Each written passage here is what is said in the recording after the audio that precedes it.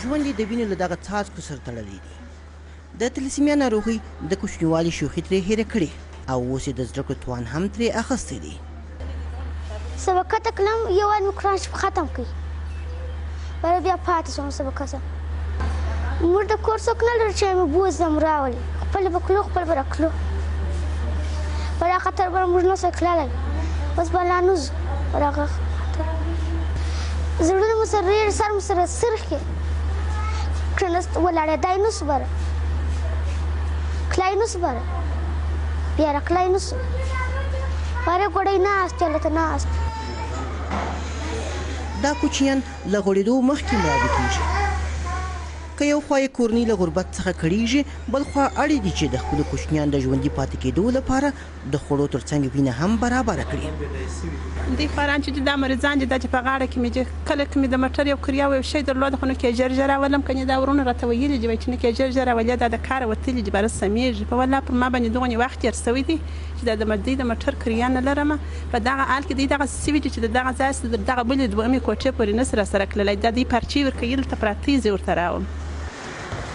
تلسیمیا په کوچنیانو کې د وینې د کمښت ناروغي ده چې کیدای شي وژونکې اوسي. نوی زیږېدلی ماشوم د مور په نس کې پرې اخته کېږي. اخته کسان باید په هرو څو ورځو کې تازه وینه ترلاسه کړي. یو سل 4 مریضه په یوه ورځ غواړي، بل یو سل 15 مریضه په یوه ورځ غواړي. نارمل کې موږ سره د 40 15 مریضه پر راځي. نارمل حالت. دغه ولایت کې د وینې د ورکړې دود خورا پیاوړی دی، خو بیا هم ډېر کله روغتون د وینې د کمښت سره مخ کېږي.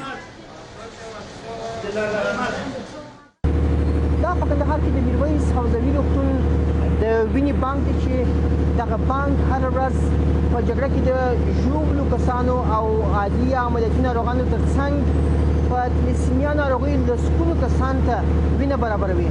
په روغتون کې کله کله د وینې اړتیا دومره زیاته شي چې ان دغه بانک هم برابرولو ته بې وسه وي. روغتیاپالان د تلسیمیا ناروغۍ د مخنیوي او کچې د راکمېدو لپاره له واده نه مخکې د وینې د معایناتو سپارښتنه کوي. په ځانګړې توګه هغه کسان چې نږدې خپلوانو سره واده کوي. په اوسط ډول 7,000 سیسي وینه موږ به بېلابېلو مریضانو ته ورکوو چې هغه نیمې تلسیمیا مریضان دي.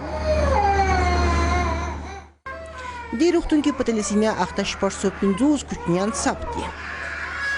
روغتیاپالان وایي هغه جوړې چې په دواړو کې خفیفه تلسیمیا یا د وینې لږوالي شتون ولري، نوی زیږېدونکی ماشوم به یې په شدیده تلسیمیا اخته وي.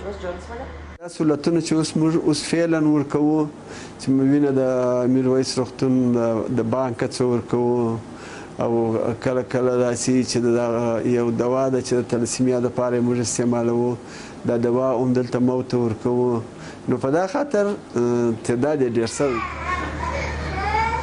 روغتیاپالان وایي که د تلسیمیا ناروغانو غذایي رژیم ته پام وسي، له هغه خوړو ډډه وسي چې په زیاته اندازه اوسپنه لري، او پر ځای یې تازه سبزي وکارول سي، دا چاره به د ناروغ د عمر د اوږدېدو لامل سي. مامون درانی، BBC کندهار.